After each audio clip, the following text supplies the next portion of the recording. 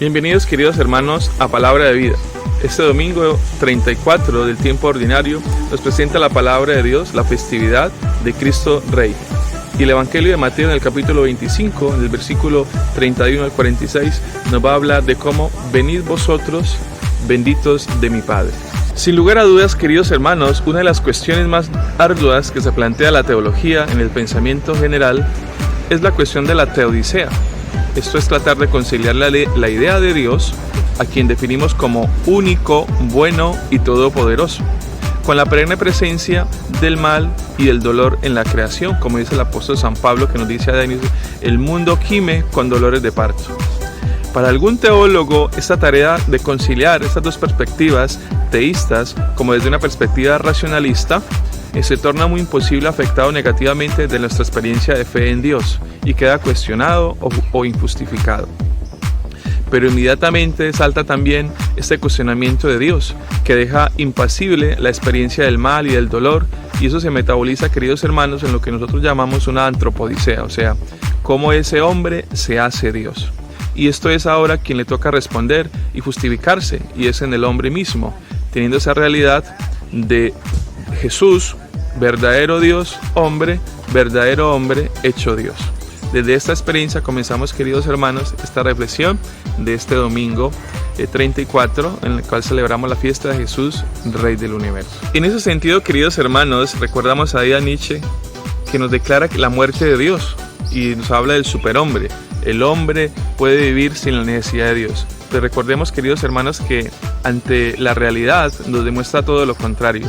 El hombre sin Dios puede caer en el fracaso. El hombre sin Dios es nada. El hombre sin Dios vive su propio infierno, porque es la falta de Dios en su vida. Y este argumento de Nietzsche pues queda rebatido, porque Dios siempre sale ante el hombre para salvarlo, para restaurarlo y para levantarlo de su caída, que es el pecado y el alejamiento de Dios. Entonces, ante estos argumentos de Nietzsche del superhombre, nos va a demostrar que es necesario, según él, se puede vivir sin Dios, pero la realidad nos demuestra todo lo contrario. El hombre necesita de Dios. Primero, el hombre es una criatura de Dios. Todos somos creados por Dios. Segundo, Dios es el que nos sostiene en esta realidad.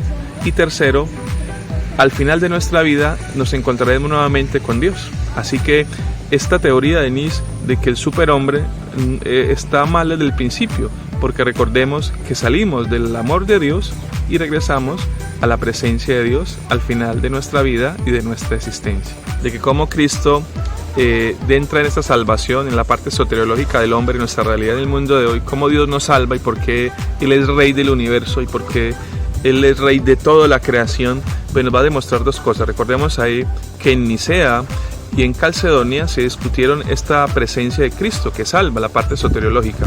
Y recordemos que en Dios hay dos realidades, la humana y la divina.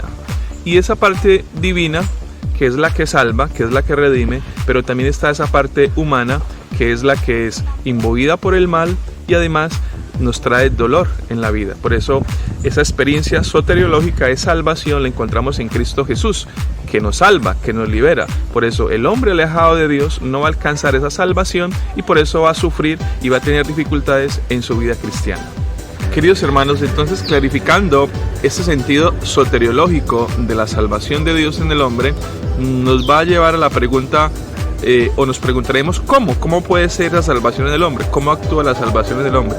Pero la pregunta no es cómo, sino quién. Y ese quién, queridos hermanos, es Jesucristo.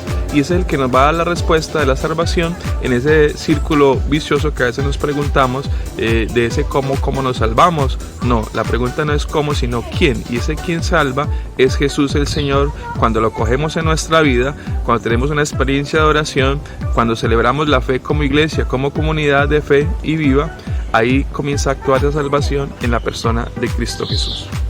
¿Quién es pues Jesucristo, queridos hermanos? Y por eso la palabra de Dios en la liturgia de este domingo nos presenta de modo de respuesta 3 epítetos que califican y definen a Jesucristo, a saber, Jesucristo como pastor, Jesucristo como juez y Jesucristo como rey.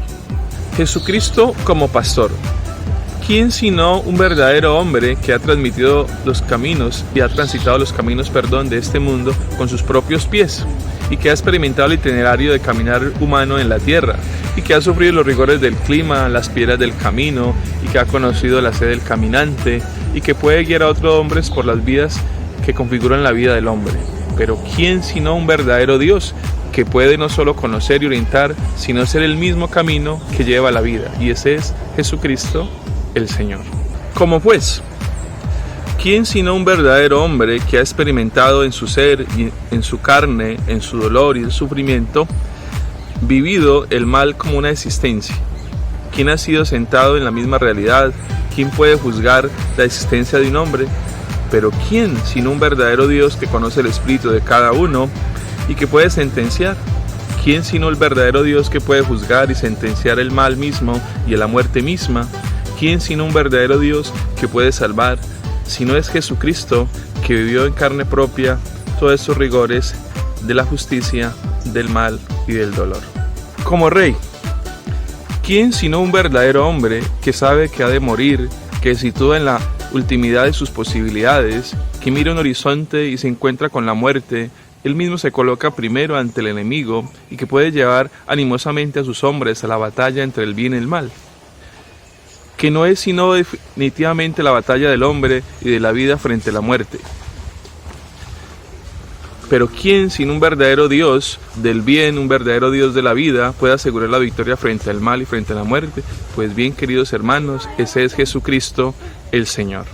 Por eso Jesús es Rey y Señor del universo, porque Él nos ha creado, porque Él ha coexistido con nosotros, ha habitado con nosotros, y desde esa experiencia de un Dios que se hace hombre, de un Dios que es verdadero hombre y verdadero Dios, por eso podemos decir de que Jesús es Rey del universo, y que esta festividad nos invita a que nosotros, hombres, criaturas, tenemos la posibilidad de ser salvados por Cristo Jesús, y que desde nuestra experiencia de fe podemos llevar también la salvación a nuestros hermanos. Queridos hermanos, un feliz inicio de semana y que el Señor les bendiga. Palabra de vida.